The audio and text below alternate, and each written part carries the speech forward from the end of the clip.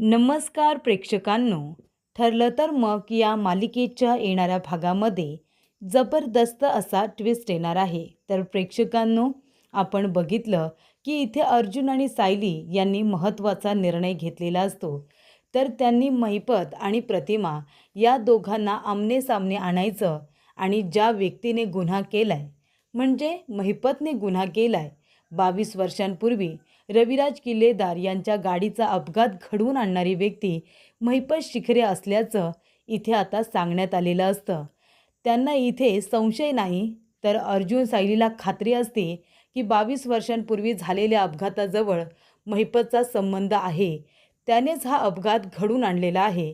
कारण जरी अद्याप समोर आलं नसलं तरीसुद्धा हे कारस्थान महिपतने केलंय याची खात्री आता अर्जुनला असते. आणि तेव्हा इथे अर्जुनने ठरवलेलं असतं की काहीही झालं तरीसुद्धा महिपतच्या तोंडून आपण हे वधवून घ्यायचं की 22 वर्षांपूर्वी जो अपघात झाला होता तो महिपतनेच घडून आणला होता.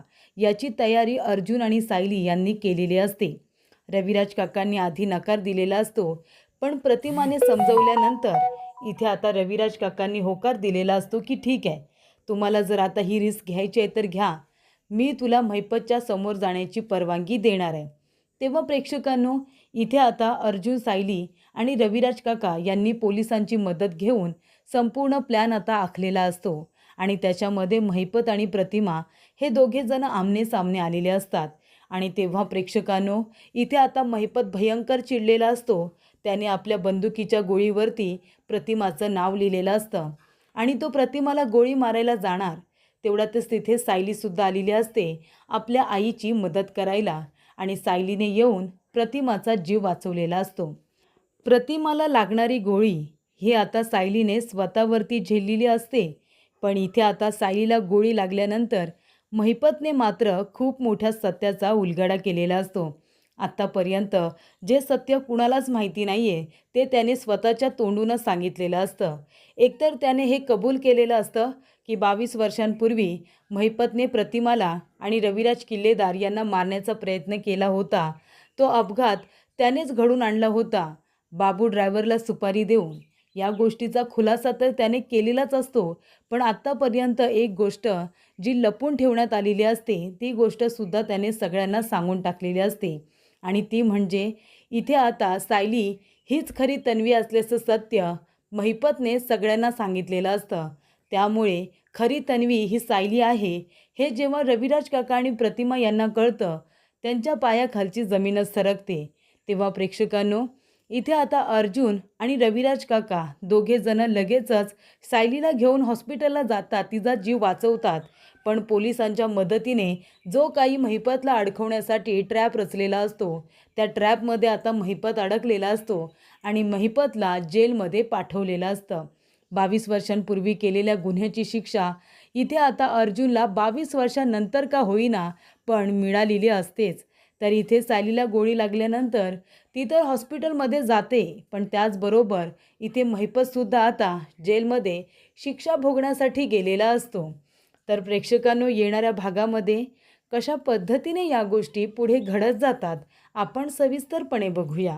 आपण बघितलं की इथे अर्जुन आता रविराज काकांना आपल्या आयडियाज देत असतो की आपण एक काम करूया, आता तूच असं म्हणतोयस की गुन्हेगाराने जिथे गुन्हा केलाय तिथेच आपण त्याला आणलं पाहिजे, म्हणजे तो स्वतःच्या तोंडातून आपला गुन्हा कबूल करतो. तर मला असं वाटतं की फक्त महिपतलाच तिथे आणून काही होणार नाही आहे, तर आपल्याला त्याच्यासमोर प्रतिमा आत्याला सुद्धा उभं करावं लागणार आहे. जेव्हा तो प्रतिमा आत्याला बघेल तेव्हा त्याने 22 वर्षांपूर्वी केलेल्या गुन्ह्याची तो कबुली देईल असं मला वाटतं. रविराज काकांना भीती वाटत असते. ते म्हणत असतात की अजिबात नाही, मी प्रतिमाला त्या महिपतच्या सावलीपासून सुद्धा दूर ठेवणार आहे. 22 वर्षानंतर मला माझी प्रतिमा परत मिळाली. तिला आता सगळं काही आठवायला लागलंय.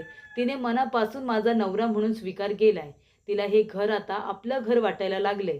नाहीतर याच्या आधी प्रतिमा फक्त या घरामध्ये कुणीतरी अनोळखी म्हणूनच राहत होती, पण आता तसं नाही आहे.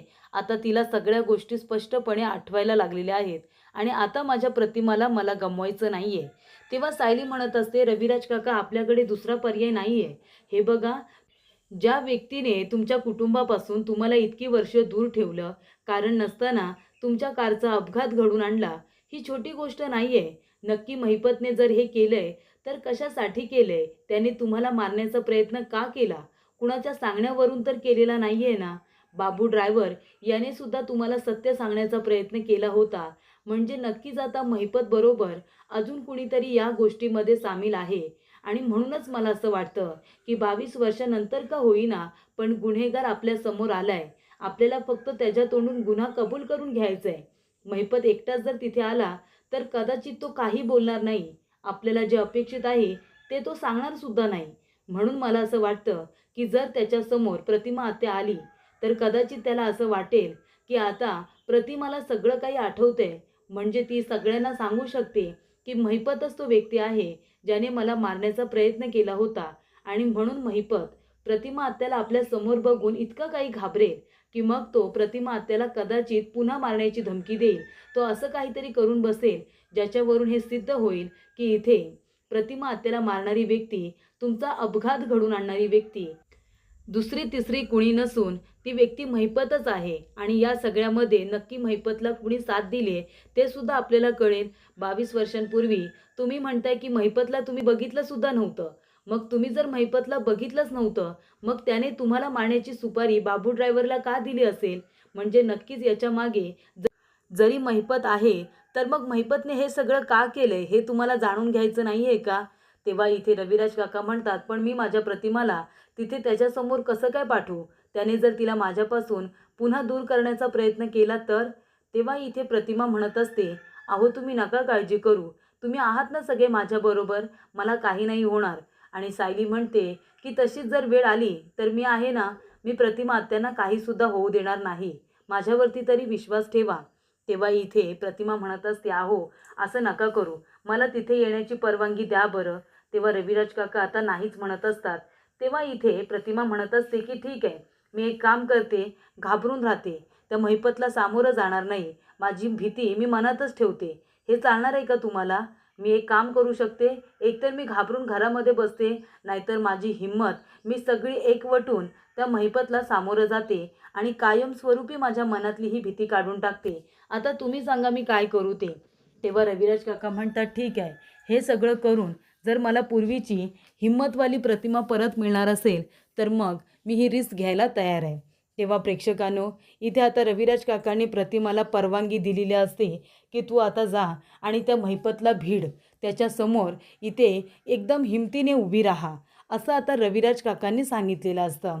तेव्हा प्रेक्षकांनो, एका बाजूला इथे आता साक्षी ही लक्ष ठेवून आहे, ती म्हणजे सचिनवरती. सचिन दीक्षित हा नेमका कोण आहे? आणि अस्मिताबरोबर त्याचा काही संबंध तर नाही आहे ना? याचा संशय साक्षीच्या मनामध्ये असतो. आणि म्हणूनच ती सचिनवरती बारीक लक्ष ठेवून असते. आणि सचिन इथे अस्मिताजवळसुद्धा चांगलं वागतोय. तिला तो अजिबात दुखवत नाही आहे. पण एका बाजूला साक्षीला फसवण्याचा त्याचा जो काही प्रयत्न आहे, तो सुरूच आहे. तर प्रेक्षकांनो, इथे आता महिपतला येणाऱ्या सातत्याच्या धमक्या, सातत्याचे धमकीचे पत्र, मेसेजेस, फोन याने तो वैतागलेला असतो. तेव्हा महिपत म्हणत असतो, की "नक्की काय चाललंय तरी काय या लोकांचं? कोण आहेत ही लोकं जी या महिपत शिकरेला धमकीची पत्रं पाठवत आहेत?" तेव्हा इथे महिपत म्हणत असतो, "जो कोणी या सगळ्याच्या मागे आहे ना, मी त्याला सोडणार नाही आहे." तेव्हा प्रेक्षकांनो, इथे आता प्रतिमाने तिच्या नावाने त्याला मेसेज केलेला असतो, की "मला सगळं काही आठवतंय महिपत, आणि मी आता त्याच ठिकाणी येणार आहे, ज्या ठिकाणी तू मला जळक्या लाकडाने मारण्याचा प्रयत्न केला होतास." आणि तेव्हा प्रेक्षकांनो, त्या ठिकाणी आता प्रतिमा एकटी गेलेली असते. पण प्रतिमा एकटी नसते. तिच्याबरोबर संपूर्ण टीम असते. सावंत आणि त्यांची संपूर्ण टीम, त्याचबरोबर अर्जुन आणि इथे सायली, रविराज काका आणि प्रतिमा ही आता अग्नीच्या जवळ गेलेली असते. प्रतिमाला घाबरवण्यासाठी त्या जंगलामध्ये महिपतने अग्नी पेटवलेला असतो. आणि तेव्हा त्या ठिकाणी प्रतिमा आलेली असते. तेव्हा महिपत म्हणत असतो, "काय गे ए प्रतिमा, त्यावेळेला तुला जे ह्या जळक्या लाकडाने भाजलं होतं, त्याची भीती, त्याचे वण आता कुठे जायला लागले होते ना, तर तुला सगळं काय आठवायला लागलं का? तुला कुणी मारण्याचा प्रयत्न केला होता ते?" तेव्हा प्रतिमा म्हणते, "हो, मला सगळं काय आठवलं आहे. तूच तो व्यक्ती आहेस ज्याने जळक्या लाकडाने मला मारण्याचा प्रयत्न केला होता." तेव्हा महिपत म्हणतो की तेव्हा पण मीच तुम्हाला मारायचा प्रयत्न केला होता, पण तुमचं नशीब बलवत्तर म्हणून तुम्ही वाचलाच. माझ्या दुर्दैवाने आणि मग तुमच्या सुदैवाने तुम्ही वाचला असाल. पण आता 22 वर्षानंतर तुझी स्मृती परत आली आहे ना, पण आता ती परत जाणार आहे. कारण मी आता तुला त्या जळक्या लाकडाने मारणार नाही आहे, तर माझ्या बंदुकीच्या पहिल्या गोळीवरती तुझं नाव लिहिलं आहे आणि आता ह्या गोळीने मी तुला कायमस्वरूपी संपवणार आहे, असं महिपत प्रतिमाला म्हणत असतो. तेव्हा प्रतिमा म्हणते की तरीच तुला बघितल्यानंतरच मी का घाबरत होते हे मला आत्ता कळतंय. तेव्हा मला स्पष्टपणे काही आठवत नव्हतं, पण आता मला आठवतंय. तूच तो व्यक्ती आहेस ना, ज्याने आमचा अपघात घडवून आणला आणि जळकं लाकूड घेऊन माझ्या तोंडावरती मारलं होतं. तूच आहेस ना तो? तेव्हा महिपत म्हणतो, हो मीच आहे. इतक्या वर्षात कुणीही माझं काही वाकडं केलं नाही आणि आत्तासुद्धा कुणी करणार नाही. तो माणूस अजून जन्माला यायचा आहे, जो इथे महिपत शिखरेला जेलमध्ये टाकेल किंवा त्याला धमकीचे पत्र पाठवेल. पण या सगळ्याच्या मागे तू होतीस तर. आता सोडणार नाही आहे तुला प्रतिमा. आता तुला मी ढगात पाठवणार, ते सुद्धा कायमचं. तेव्हा प्रेक्षकांनो, इथे आता महिपतला मारण्यासाठी प्रतिमाने जळकं लाकूड उचललेलं असतं. ती म्हणते, आता मला ह्या आगीची भीती वाटत नाही. माझी भीती तेव्हाच मेली होती, जेव्हा मी तुला मंदिरामध्ये बघितलं होतं. आता ह्या जळक्या लाकडाने मी तुला मारणार आहे महिपत. तेव्हा इथे आता सायलीसुद्धा येते. जेव्हा महिपत प्रतिमावरती गोळी चालवणार असतो आणि एक गुंड माणूस विरुद्ध दिशेने आता प्रतिमाकडे धावत येताना जेव्हा सायली बघते, तेव्हा सायलीसुद्धा तिथे धावत पळत येते आणि ते जळकं लाकूड ती आता उचलते आणि त्या माणसाला म्हणते की जर एक पाऊल जरी पुढे आलास ना, तरीसुद्धा ह्या लाकडाने तुला जाळल्याशिवाय मी गप्प बसणार नाही. आणि तेव्हा प्रेक्षकांनो, इथे आता महिपत प्रतिमावरची गोळी चालवणार. तेवढ्यातच सायली प्रतिमाला बाजूला करते आणि ती गोळी आता सायलीला लागलेली असते. सायलीला गोळी लागल्यानंतर अर्जुन तिथे येतो आणि समोर जो गुंड माणूस उभा असतो, जो सायलीला गोळी मारणार असतो, त्या माणसाला अर्जुनने पकडलेलं असतं. तेव्हा तिथे सावंत आणि त्यांची संपूर्ण टीम येते आणि महिपतला इथे पकडलेलं असतं. तर प्रेक्षकांनो, महिपत शिखरेला आता पोलिसांनी अरेस्ट केलेली असते, कारण त्याने जो गुन्हा केलेला असतो त्याची कबुली 22 वर्षानंतर का होईना पण देण्यात आलेली असते. तेव्हा खरा गुन्हेगार समोर आलेला असतो. इथे सायलीला आता रक्ताच्या थारोळ्यात पडलेलं बघितल्यानंतर इथे आता महिपत म्हणत असतो की शेवटीला मीच जिंकलो. 22 वर्षांपूर्वी तुम्हाला तिघांना मी एकमेकांपासून वेगळं केलं होतं आणि आता ही जी रक्ताच्या थारोळ्यामध्ये पडली आहे ना, ही कोण आहे तुम्हाला माहिती आहे का? तर ही तुमची खरी मुलगी आहे. ही सायली हीच खरी तन्वी आहे तुमची, पण तुम्हाला ते कळलं नाही. आता तुमची खरी पोरगी ही तुमच्यापासून दूर होणार. जशी माझी पोरगी तुम्ही माझ्यापासून दूर केलीत ना, तशीच आता ही सायली ही खरी तन्वी तुम्ही ओळखली नाहीत का? स्वतःची मुलगी इथे तुम्हाला काका आणि आत्या म्हणत होती, पण तीच तुमची मुलगी आहे हे तुम्हाला अजूनपर्यंत कळलंच नाही. तेव्हा इथे अर्जुन म्हणत असतो, ए महिपत, हे काय बोलतोयस तू? तेव्हा इथे महिपत म्हणत असतो, ए अर्जुन गप्प बस तू. अरे एवढा मोठा वकील तू, ही साधी गोष्ट तुला कळली नाही की खरी तन्वी कोण आहे ते? खरी तन्वी ही जी रक्ताच्या थारोळ्यात पडली आहे ना, तीच आहे. सायली हीच खरी तन्वी आहे आणि ती प्रिया आहे ना, ती तुमची तन्वी नाही आहे. आता ही तुमची खरी तन्वी काही जिवंत राहणार नाही. आता ती खोट्या तन्वीलाच तुम्ही तन्वी म्हणून डोक्यावरती घ्या आणि हिच्यावरती अंत्यसंस्कार करा. जाऊ दे, आईला मारू शकलो नाही, पण पोरीला तर मारलं ना, असं प्रेक्षकांनो आता महिपत म्हणत असतो. महिपत म्हणत असतो की हीच तुमची खरी तन्वी आहे. ओळखलं नाही तुमच्या तन्वीला? लहानपणीचे गुण आता मोठ्या मुलीमध्ये हे सगळे सायलीमध्ये आलेत. ही गोष्ट तुम्हाला कशी काय कळली नाही? तेव्हा प्रेक्षकांनो, इथे आता अर्जुन सायलीला उचलतो आणि गाडीमध्ये टाकून सगळ्याच आधी तिला हॉस्पिटलला घेऊन जातो आणि तिच्यावरती ट्रीटमेंट सुरू करतो. इथे तिला आता ऑपरेशन थिएटरमध्ये घेतलेली असते. तिच्यावरती ऑपरेशन आता प्रक्रिया सुरूच असते आणि तिला ब्लडची गरज असते. ते ब्लड आता प्रतिमा तिला देते, कारण मागच्या वेळेला सुद्धा प्रतिमाचं ब्लड तिला चाललं होतं. आता सायली ही खरी तन्वी आहे ही गोष्ट महिपतमुळे त्यांच्या समोर आलेली असते. सावंत आणि त्यांच्या टीमने महिपतला जेलमध्ये पाठवलेलं असतं. तर एका बाजूला महिपतला त्याच्या गुन्ह्याची शिक्षा तर मिळालेली असते आणि एका बाजूला सायलीला वाचवण्यासाठी आता अर्जुन इथे हॉस्पिटलमध्ये खूप प्रयत्न करत असतो, डॉक्टरांना विनंती करत असतो. पण हे सगळं घडत असताना प्रेक्षकांनो, इथे खूप मोठ्या सत्याचा उलगडा झालेला असतो. तब्बल 2.5 वर्षांनंतर सायली हीच खरी तन्वी आहे आणि प्रिया एक फ्रॉड मुलगी आहे याची कबुली आता स्वतः महिपतनेच दिलेली असते.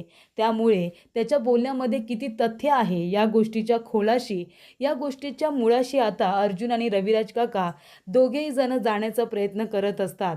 खरं तर महिपतच्या बोलण्यात तथ्य आहे या गोष्टीवरती प्रतिमाचा लगेचच विश्वास बसतो, कारण सायलीमध्ये तिला लहानपणीच्या तन्वीची नेहमीच इथे आता प्रतिमा दिसत असते आणि त्यामुळेच इथे महिपत बोलल्या बोलल्या इथे आता प्रतिमाने सायलीला मिठी मारलेली असते.